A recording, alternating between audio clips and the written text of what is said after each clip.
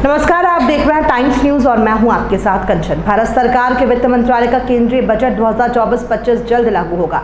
जहां बजट पेश होने के पहले दिल्ली में वित्त मंत्रालय ने देश के 14 व्यापारिक संगठनों के प्रतिनिधियों के साथ बैठक की। केंद्रीय वित्त मंत्री निर्मला सीतारमण ने बैठक की अध्यक्षता करते हुए आमंत्रित सुझावों को लेकर इंदौर के व्यापारियों से भी बात की, जहाँ इंदौर के दाल मिलों से जुड़ी परेशानियों को अवगत करवाया और व्यापारियों की मांगे पूरी करने का अनुरोध किया गया।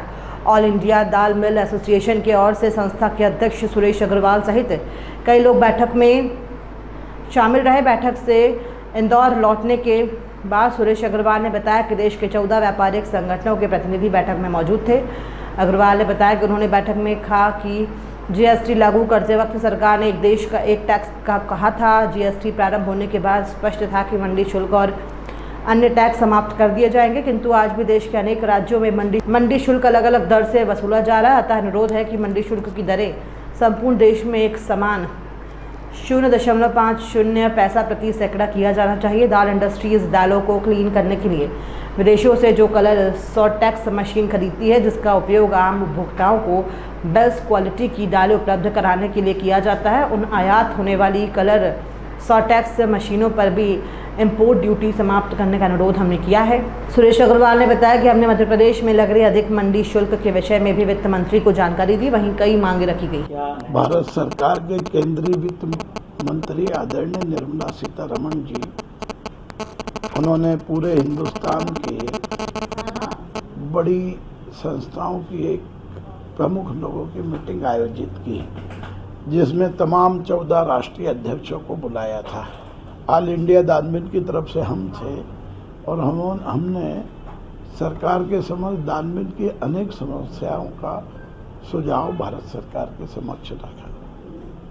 नंबर 1, हिंदुस्तान में इनकम टैक्स की दरें बहुत अधिक है, उनको 10% घटाने का उनसे अनुरोध किया। लघु उद्योग इंडस्ट्रीज, एसएमई में रजिस्टर्ड इंडस्ट्रीज और आम उपभोक्ता को जो 30% इनकम टैक्स लग रहा है, उसको 10% घटा के 20% करने का सुझाव हमारी संस्था से दिया गया है। वर्तमान में बड़ी कंपनियां, बड़ी 10,000 से अधिक कंपनियां हैं, वॉलमार्ट हो, अडानी हो, अंबानी हो, टाटा, बिरला, इन सबको भारत में 25% टैक्स लगता है और आम जनता को 30% लगता है।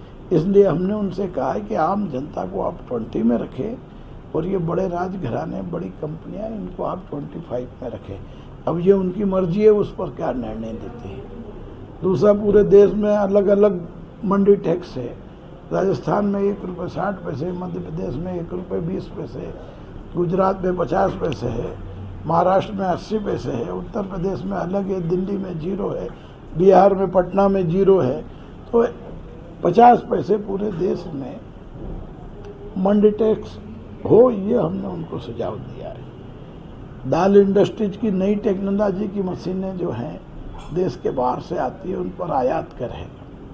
आयात करके अतिरिक्त इंडिया का जीएसटी है, तो ये हमने सुझाव रखा कि आप जीएसटी भी समाप्त करें और आयात कर भी उसमें माफ़ करें, क्योंकि ये मशीनें तो अच्छी दाल बनाने के लिए मंगाई है। अब हमारे देश में इसका उत्पादन कम है तो विदेश से लाना पड़ती है। जब विदेश से लाना पड़ती है तो उस पर टैक्सेस की राहत मिलना चाहिए। तो इस प्रकार अनेक सुझाव हमने भारत सरकार के समक्ष रखे थे। और बैंकों का जो ब्याज दरें हैं, लघु उद्योग इंडस्ट्रीज में ब्याज दरें घटाने का हमने एक और सुझाव दिया है। बैंकों के खर्चे बहुत हैं, तो जो आम जनता और इंडस्ट्रीज की वाजिब प्रॉब्लम है वो उनके समक्ष रखी है।